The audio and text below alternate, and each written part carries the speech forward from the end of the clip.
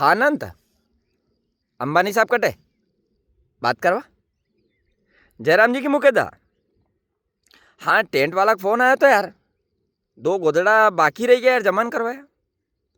अरे भी गोदड़ा जल्दी कही सुबह सब निपटी ने चली गया ने, रिहाना मैडम अपने सुती थी।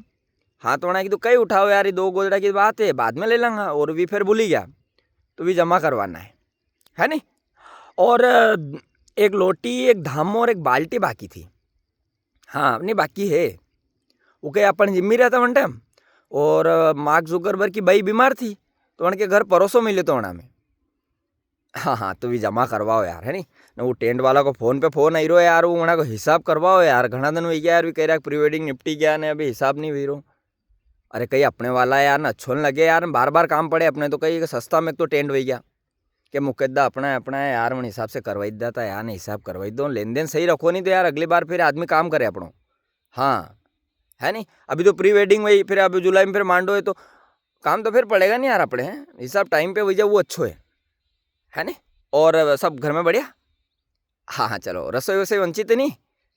हाँ कार्यक्रम तो बढ़िया भाई, बढ़िया एकदम, रसोई कहीं वंचित तो नहीं। अच्छा गुलाब जामुन ने बर्फी बंची क्या।